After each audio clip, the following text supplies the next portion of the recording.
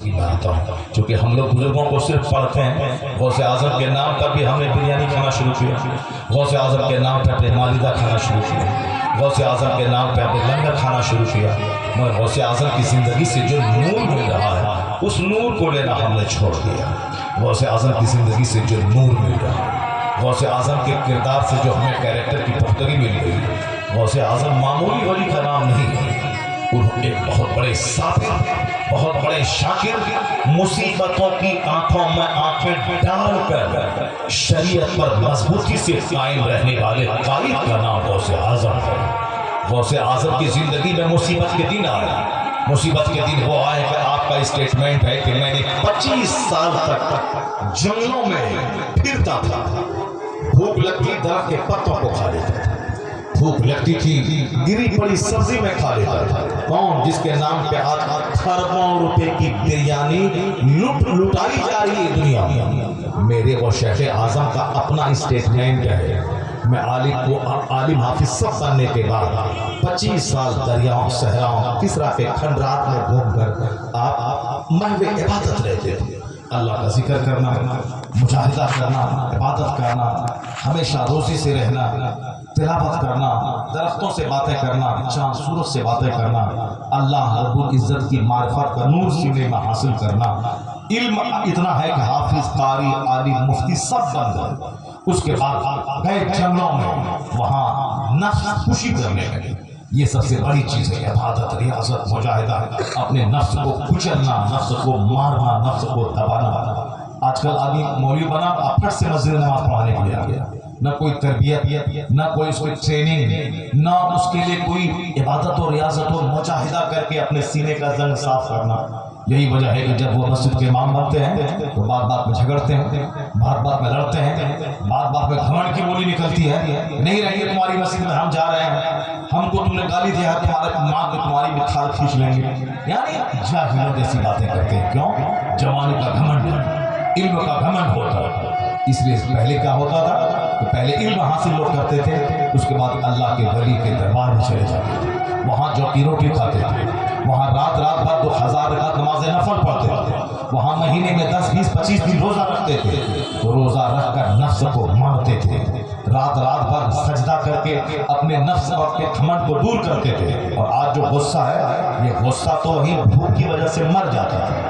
گھمنڈ جو آج ہے کہ میں کچھ ہوں، یہ سارا گھمنڈ وہاں جو کی روٹی کھانے کی وجہ سے ختم ہو جاتا تھا۔ تب پہلے وہاں روحانی ٹریننگ لی جاتی تھی، اس کے بعد جب وہ مسجد میں آتے تھے پھر کیا ہوتا تھا، مسجدیں آباد ہو جاتی تھی، بے نمازی نمازی بنتے تھے، چور ڈکیت ولی بنتے تھے، کافر کلمہ پڑھ کے مومن بنتے تھے۔ یہ طریقہ ہے تبلیغ کا کہ پہلے علم حاصل ضروری ہے۔ جاہل آدمی وہ کچھ بھی نہیں کر پائے گا، جاہل جہالت زدہ آدمی سوائے تباہی اور بربادی کے کچھ نہیں کر پائے گا۔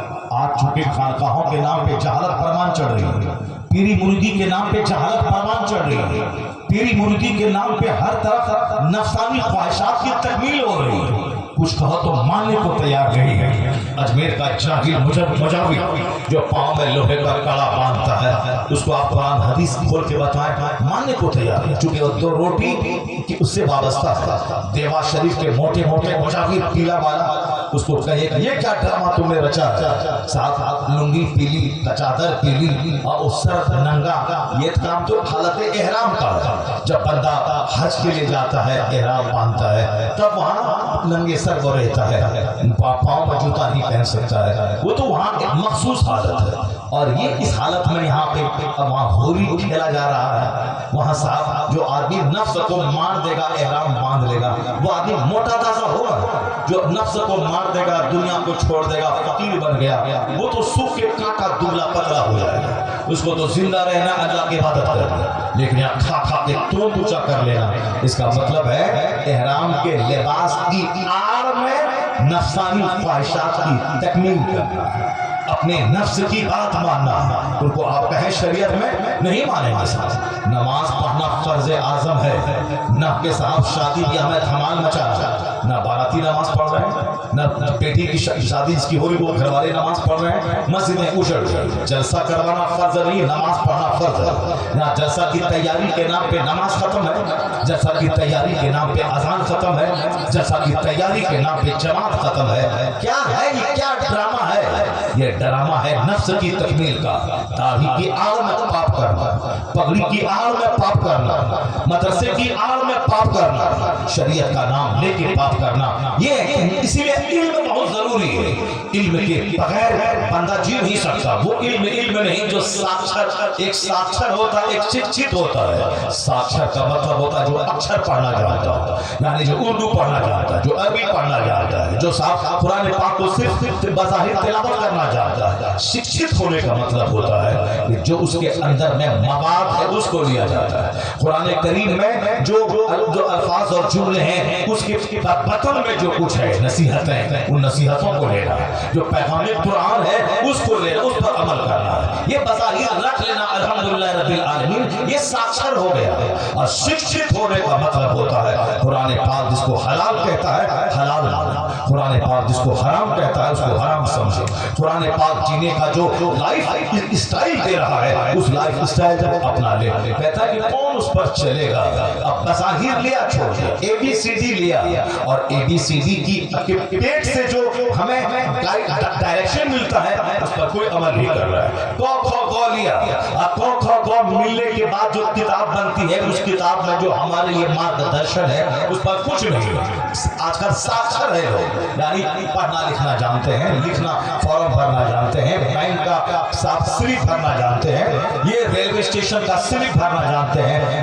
تعلیم کا مطلب ہوتا ہے بھلے اور برے میں تمیز کرنا، تعلیم کا مطلب ہوتا ہے انسان بننا، تعلیم کا مطلب ہوتا ہے حق اور باطل میں فرق پیدا کرنا، تعلیم کا مطلب ہوتا ہے رائٹ اور رانگ میں ڈیفرینشیٹ کرنا، تعلیم کا مطلب ہوتا ہے لیگل اور انلیگل میں فرق محسوس کرنا، حرام اور حلال میں تمیز کرنا۔ تو آج انجینئر ڈاکٹر سب ساکشر ہے، پڑھ رہے ہیں، باقی تعلیم یافتہ اعلیٰ تعلیم جو تعلیم کی جان ہے، آدمیت، ہیومینٹی، انسانیت، شرافت، اخلاق، حیا اور شرم، یہ اصل میں تعلیم کی جان ہے۔ لڑکیوں کی بے حیائی، وہ ساکشر ہے، انجینئر ڈاکٹر ہیں، مگر حقیقی علم کا نور اس کے سینے میں نہیں، لیکن جس دن یہ نور سینے میں چلا گیا سماج سے زنا مل جائے گا، سماج سے بے پردگی ختم ہو جائے گا۔ R G medical college Calcutta کے پرنسپل کا ایک ڈاکٹر کے ساتھ ریپ کرنے کا یہ ماحول ختم ہو جائے گا۔ اس لیے ایک ہوتا ہے ساکشر ہونا، ایک ہوتا ہے شکشت ہونا۔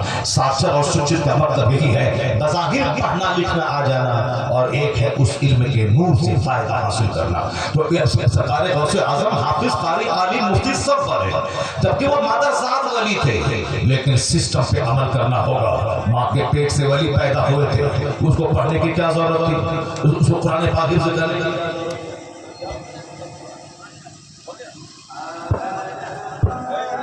کلندر آ گئے، کلندر سے نام بھی سنی ہے، بس اسی چیپٹر کو میں مکمل کر دیتا ہوں، اس کے بعد میں آپ ضرور سے ہو جاتا ہوں۔ سرکار غوث اعظم کی جو پہچان لوگوں نے آج بنوا دی ہے، وہ پہچان اس معنی کرنی کہ سرکار غوث اعظم بس ایک ولی تھے، ایک بند کمرے میں ہمیں عبادت رہتے تھے۔ غوث اعظم ایک مجدد کی شان، غوث اعظم ایک بہت بڑے ریوائولیسٹ تھے، ایک بہت بڑے فقیہ تھے، ایک بہت بڑے مقرر تھے، امر بالمعروف کرنے والے، سماج سے برائیوں کو مٹانے والے، بہت بڑے مجاہد تھے غوث اعظم۔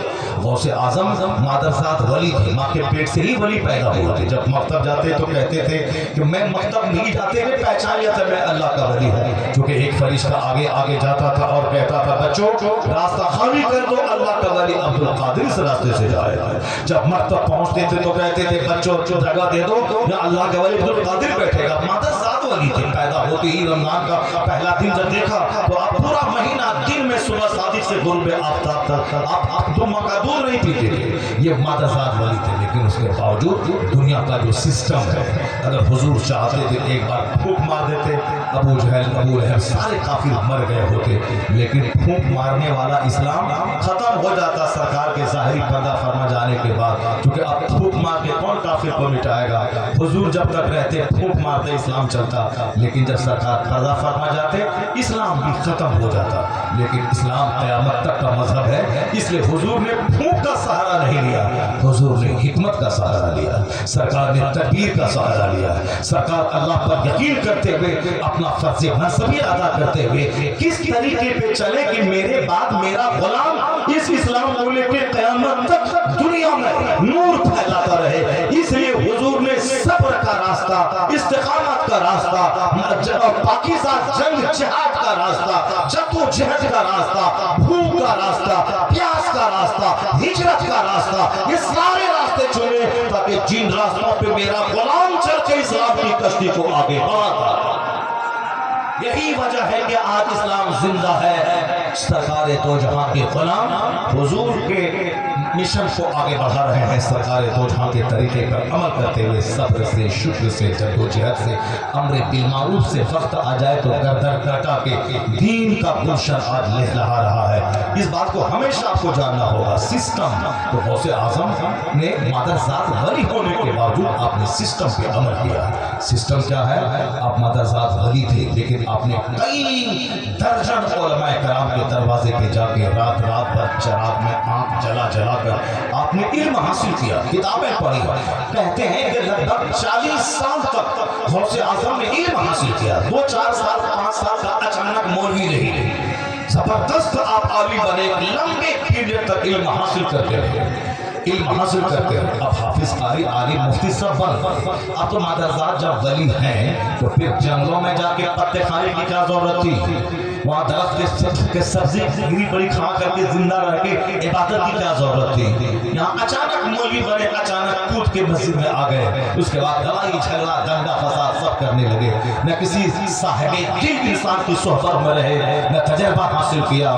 ٹریننگ اسکول میں بھی اچانک کوئی ماسٹر نہیں بنتا ہے. اسکول میں پہلے کہا ٹریننگ اسکول میں جانا, وہاں 6 مہینے تک ٹریننگ لینی ہے. آئی ایس آفیسر بننا یہ بہت بڑا کمال ہے, کروڑوں بچے نہیں بن پاتے.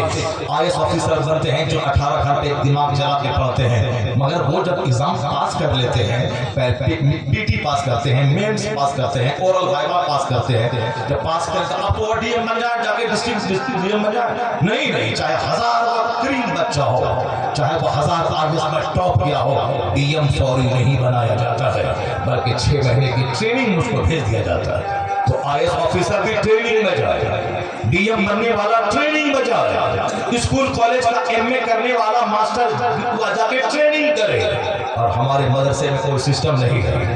آج پگڑی مانتے ہیں اور کل سے جا کے امامت کرنے لگے, چلے جائے محراب اور ممبر پہ جا کے لڑائی جھگڑا کر کے اور مار کھا کر کے پھر مسجد سے باہر نکل جائے. ضرورت ہے ٹریننگ کی, صبر کی ٹریننگ, استقامت کی ٹریننگ, لوگوں کی اذیتوں پہ صبر کی ٹریننگ. بس حضور کو صرف پڑھ لے, سرکار کی سیرت پڑھ لے, سارا نور وہاں سے مل جائے گا.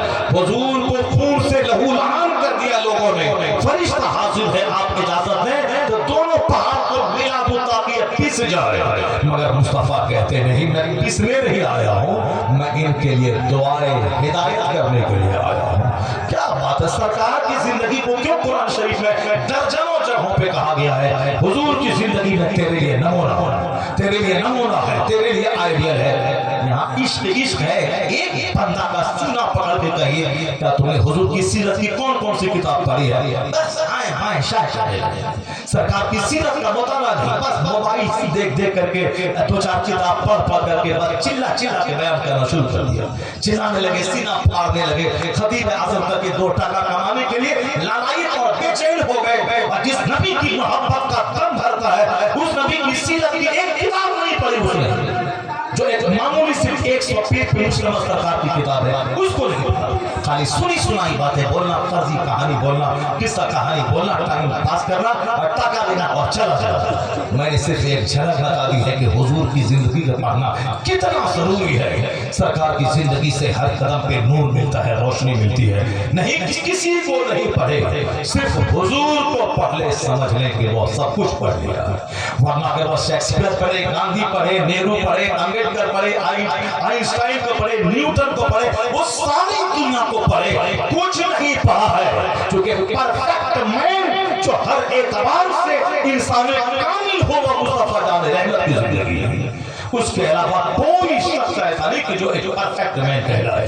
جب پرفیکٹ مین کو آدمی پڑھ لے گا تو پھر کیا رہ جائے گا اس کے نزدیک؟ اقار اسلام کی زندگی سے سرکار غوث اعظم نے نور حاصل کیا. عالم، حافظ، قاری، مفتی سب بنے. اب جنگ میں چلے گئے. 25 سال تک وہاں آپ نے عبادت، ریاضت، مجاہدہ کی، نفس کو کچلا. چونکہ ایک بڑی جنگ لڑنی ہے غوث اعظم سے. جتنی آسانی سے ہم لوگ 12 سال کی چشتی نکال دیا، ایسا کر دیا، ویسا کر دیا، مری ہوئی مرغی کو زندہ کر دیا، یہ جو کہانی بیان کرتے ہیں، یہ کہانی بیان کرتے ہیں، ایسا ہی وہ غوث اعظم کے